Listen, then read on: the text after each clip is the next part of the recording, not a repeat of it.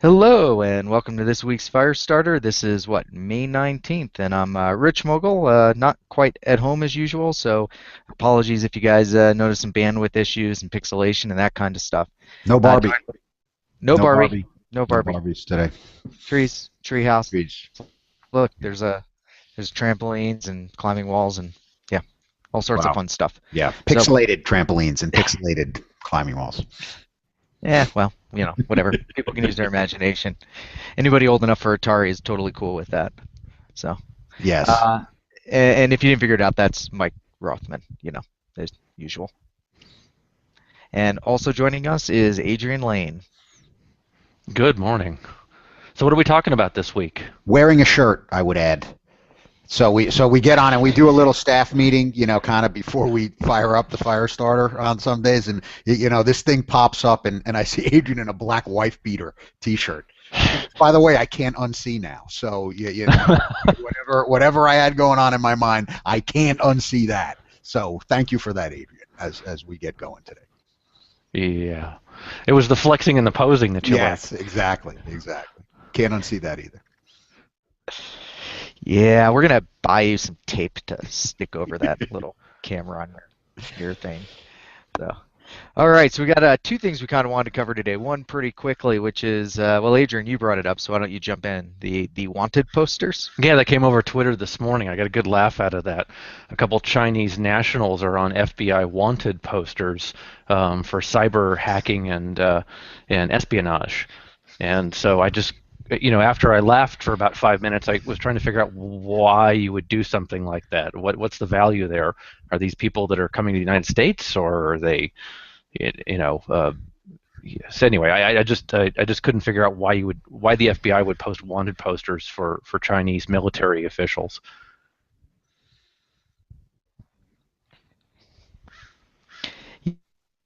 Yeah, I mean the whole thing's interesting. I think a lot of this is the U.S. is trying to, define the boundaries of cyber war, and that sounds a little kooky, but basically the stake in the ground, and it was really clear with Attorney General Eric Holder's kind of statements was, yeah, we spy on you, you spy on us, but you steal corporate stuff and hand it to your own domestic companies, and we don't do that.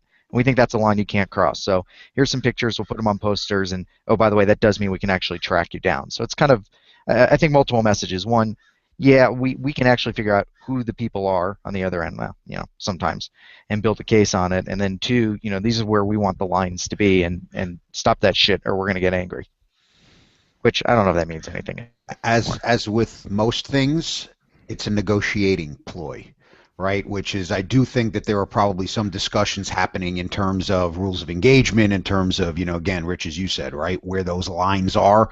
And when you get to a point of detente, so to speak, or impasse is probably a better word, impasse, in those negotiations, then you make a case, in the public, to try to shake things free. So again, do I think that they're actually going to exercise that warrant, working with the Chinese police to bring these people to justice?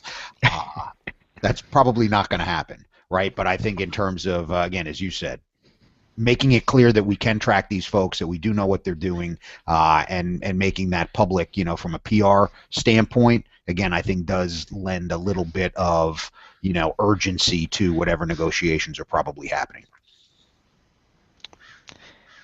Yep, and I don't know. Anything else you guys think we need to say about that? So obviously one to watch, but kind of nothing that's going to affect our daily lives anytime soon, or anybody listening to this, except the people over in China who keep trying to hack our website. Right. Well, understand, Or they're keep in at they're least in our trying to hack stuff. our website through proxy. Yeah, they're in our stuff. We're in their stuff, So and I'm not going to see life Huang goes on. Wei down at the post office on the wanted list, am I? Nobody may show up in your inbox if you're not careful.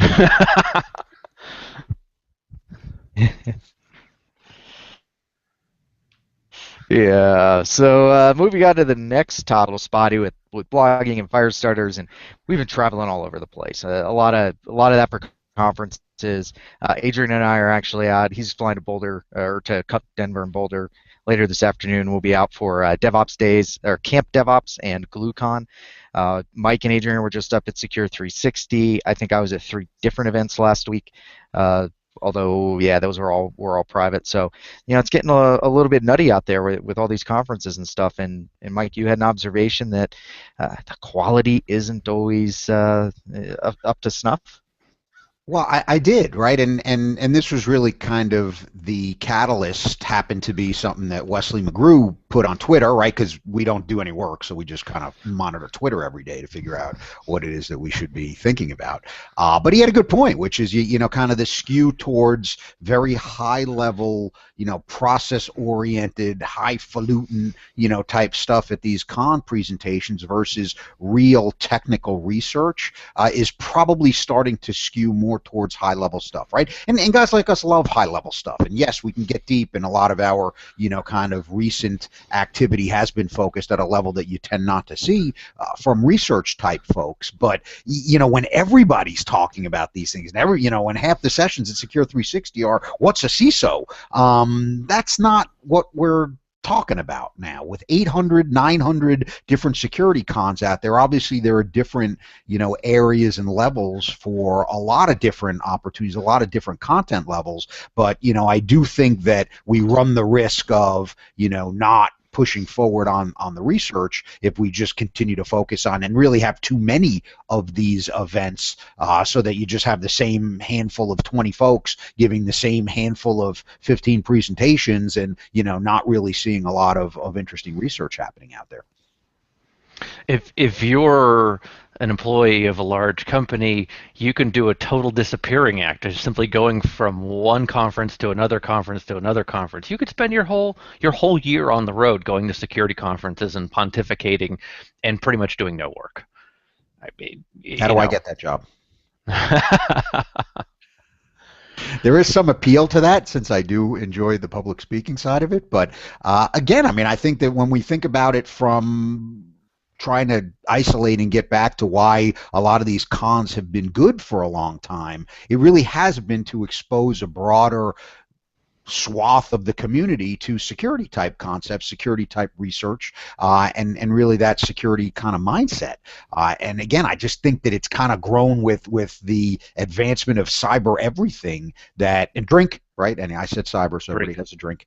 With the advancement of these terms becoming, much more in the common vernacular, again, we're just seeing kind of the explosion of everybody trying to make a buck off of these cons, and I think the quality suffering.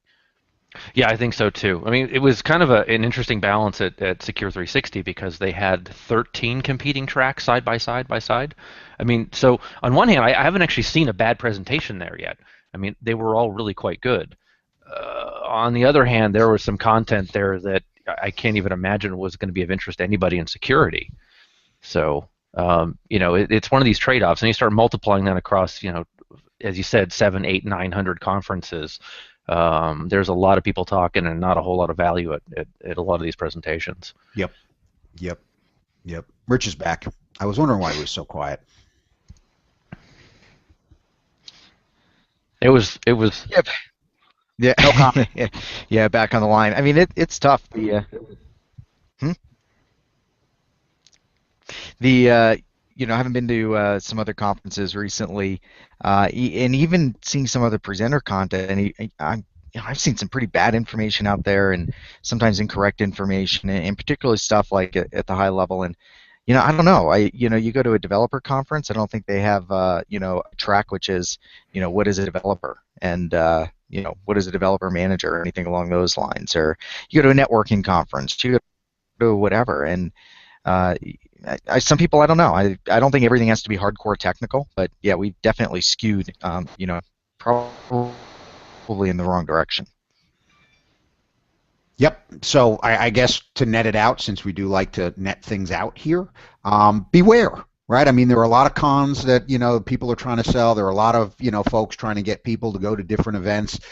Again, I think that if you're looking for more of a community interaction type of thing, the B-sides events that I've been to are still, reasonably strong, but understand you're going to have some folks that may not be as experienced from a speaking and from a research standpoint. So, a lot of those people are learning, which I think is awesome, right? Really has to happen. But I think some of the ones where you have to pay real money to go, you really need to be careful because, again, there just isn't that much new stuff out there to warrant 900, security conferences and make them useful in any way, shape, or form. Again, given the amount of time, the amount of things that are on everybody's to-do list, taking a couple of days away from the day job to go to an event, and again, even if you are getting your CPE credits, the reality is you need to make sure that it's going to be a useful expenditure of your time. So talk to folks, make sure that again the at least the agenda looks like it's going to be pretty strong technically, that you've got well-known speakers, but at the end of the day, just learn and then share. I mean, if a conference sucks, then share that information, because that will help everybody else, and hopefully it'll also cull a lot of the weaker events because they won't become financially viable, and then we'll get back to equilibrium and life will be good, and I'll be able to drink more beer and kumbaya. How do you top that? I guess Yeah, it's time for the and next look, subject. And Mike drops the mic.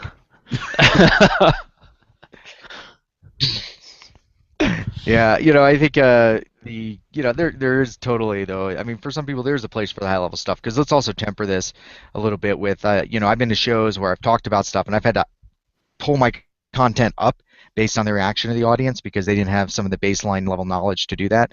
I think the conferences just need to be better about how they define their tracks and qualify the audiences, and tie that up with my stuff Mike just said, and we'll all be happy again. Well, good. I mean, we're always happy, so I don't know, Yeah, but well, but, but you can all be happy. there's always All of you who coffee are to miserable. drink. As long as there's coffee to drink and beer to be had and buddies out there. And again, I like to go to Secure 360 because I get to see a lot of my friends, right? And that's a key part of this too. But again, I'm not going to really learn, right? I go to Black Hat, I go to some other, kind of cons to, you guys are out at, kind of Camp DevOps or whatever the hell that is. Sounds like, you sit around the campfire and smoke marshmallows or something like that. But, it just, It's in Boulder. it's They're really good marshmallows in Boulder. marshmallows. Yeah. Smoked marshmallows may actually be the key operative there. But the point being, there are a lot of different reasons that you go to cons. If you're going there for technical knowledge, again, it's just really a buyer beware type thing, and I think that's really our point here. Yep. All right, so we've been having a rough spot with the bandwidth. We won't subject you guys to it anymore. Any closing thoughts, guys, or should we close this one out a little early today? I'm excited about Pixelated Rich. All right, That's let's what's consider this exciting. done. So we will hopefully be back with.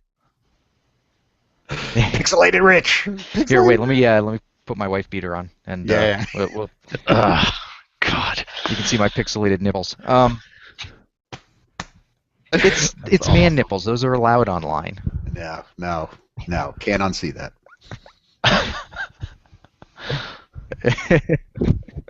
And we've gotten Adrian to Yep, blush. This is a win. Even if the I've got to content go sucks. transfer over. Even if the content sucked, we got Adrian to blush. So it's all good. And with that, see ya. Bye.